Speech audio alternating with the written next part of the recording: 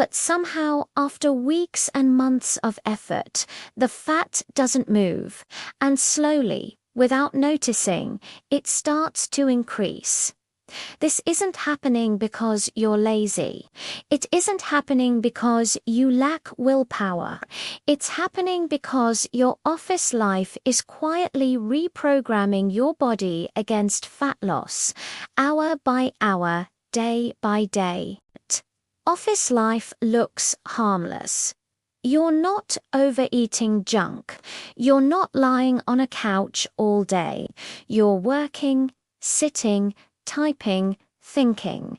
But biologically, your body doesn't understand work. It understands movement, rest, and stress.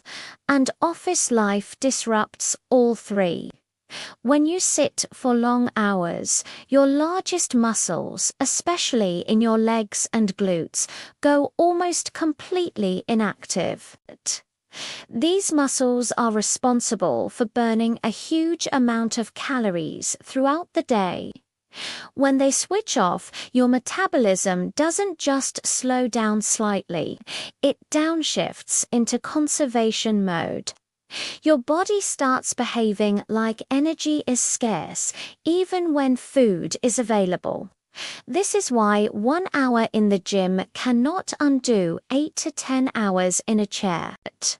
Exercise helps, but it cannot fully reverse what prolonged sitting does to your metabolism. Then there's insulin, the hormone that decides whether your food gets burned or stored. Long periods of sitting reduce insulin sensitivity. This means the same lunch you ate years ago now pushes more energy into fat storage. You didn't change your environment, did? And here's the part most people don't realize. Even healthy office food can lead to fat gain when your muscles are inactive. Salads, whole grains, your body still struggles to process them efficiently when movement is missing. Now add stress to the equation. Office stress isn't loud or dramatic. It's constant. Emails, targets, meetings, notifications. The pressure to respond quickly. Your nervous system stays switched on all day.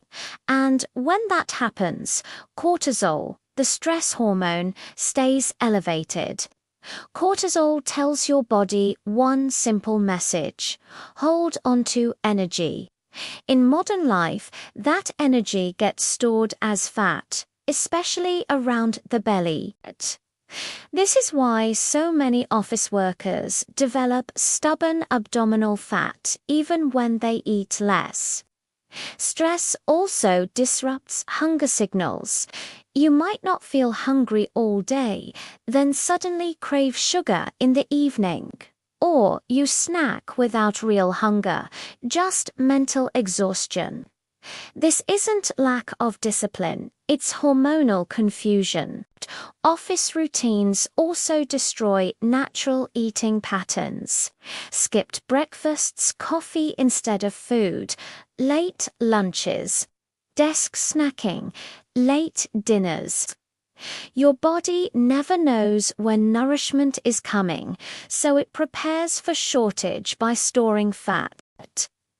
By the end of the day, you're exhausted, not from movement, but from mental overload. And a tired body doesn't burn fat easily. It protects itself. This is why office workers feel stuck. They're doing everything right, yet their body refuses to cooperate. The truth is, office life slowly trains your body to conserve energy, resist fat loss, and prioritize survival over aesthetics without you ever noticing it happening. In the next part, we'll expose the exact daily office habits that shut down fat burning. Why even standing desks don't fully solve the problem, and how simple changes during the workday can restart your metabolism. without changing your job. Let S break down the everyday office habits that quietly sabotage fat loss, the ones that feel normal, even responsible, but biologically work against you. The first is long, uninterrupted sitting. Even if you sit with perfect posture, even if you feel comfortable, your body is in shutdown mode. After about 30 to 60 minutes of continuous sitting, fat-burning enzymes in your muscles drop sharply. This isn't opinion, it's physiology. Your body literally stops using fat efficiently. Many people believe standing desks solve this. They help, but they don't fix the root problem. Standing still is still inactivity.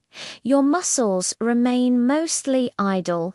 Without rhythmic movement, your metabolism doesn't fully wake up. Then there's the "I'll move later" mindset. Office workers often save movement for the evening, a walk, a workout, maybe the gym, but your metabolism responds to frequency, not just intensity. A single workout cannot override an entire day of stillness. Next comes coffee dependency. Coffee feels productive, but excessive caffeine under stress pushes cortisol higher. That keeps your body in a mild fight-or-flight state. In that state, fat loss slows, digestion weakens, and cravings increase later in the day. This is why many office workers feel wired in the morning and drained by afternoon. Lunch habits are another silent issue. Eating quickly at your desk while checking emails or scrolling keeps your nervous system in stress mode. When you eat under stress, your body prioritizes speed over digestion. Calories are more likely to be stored, not burned. And because movement is low, your body needs fewer calories, but hunger signals don't adjust properly. So even reasonable meals may become excess energy. Then there's artificial lighting. Offices disrupt your circadian rhythm more than you realize. Exposure to bright screens all day and dim lighting in the evening confuses your internal clock. Poor sleep follows. And poor sleep increases hunger hormones while lowering fat-burning hormones. Sleep-deprived bodies cling to fat. They don't care about calorie deficits. They care about survival. Now add deadlines, meetings, and constant alerts. Your nervous system never gets a break. When stress becomes the baseline, your body stops responding to fat loss signals. Even if you eat less, your metabolism adapts downward. This is why office weight gain feels unfair. It's not about eating too much. It's about your environment sending the wrong biological signals all day long. But here's the empowering part. You, Dante, need to quit your job or live in the gym to fix this. Small, strategic changes during the workday can flip those signals back in your favor. Not dramatic, not extreme, just biologically smart. Let us talk about how to work with your biology instead of against it, without disrupting your job, your schedule, or your life. The most powerful change is movement frequency, not workouts. Movement. Your body responds incredibly well to short, regular signals. Standing up every 30 minutes. Walking for 2 minutes. Stretching your hips. Taking phone calls while moving. These small actions reactivate fat-burning enzymes repeatedly throughout the day. Your metabolism doesn't need intensity, it needs reminders.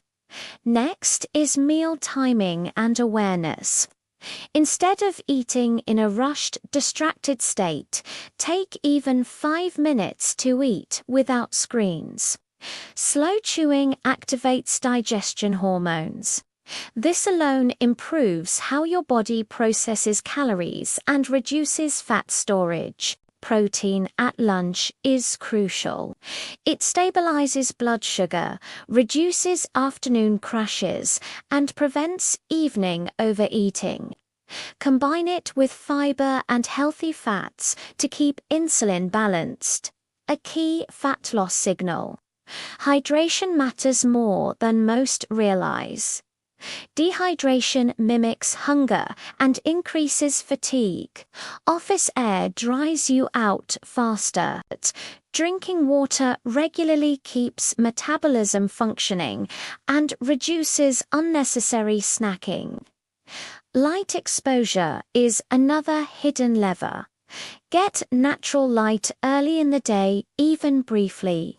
It resets your circadian rhythm and improves sleep quality. Better sleep restores fat-burning hormones overnight. Stress regulation is the final piece.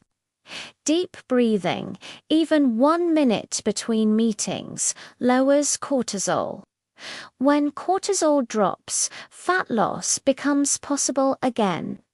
Your body must feel safe to let go of stored energy. None of these changes are extreme. That's why they work. Fat loss is not about punishment. It's about alignment. When your environment supports your biology, your body responds naturally. Office life doesn't destroy fat loss because it's modern. It destroys fat loss because it removes movement, rhythm, and recovery. Put those back gently, consistently, and your body remembers what to do. This is how people lose fat without dieting harder or exercising more. They stop fighting their body and start supporting it. Office life didn't make you lazy. It didn't make you weak, and it didn't break your metabolism. It quietly changed the signals your body receives every day. When you sit too long, rush meals, live under constant stress, and sleep out of rhythm, your body does exactly what it's designed to do. It protects you by holding on to energy. That's not failure. That's survival. The moment you restore small human habits, frequent movement, calmer eating, regular hydration, natural light, and moments of calm, fat loss stops feeling like a fight. Your body doesn't need extremes. It needs consistency and safety.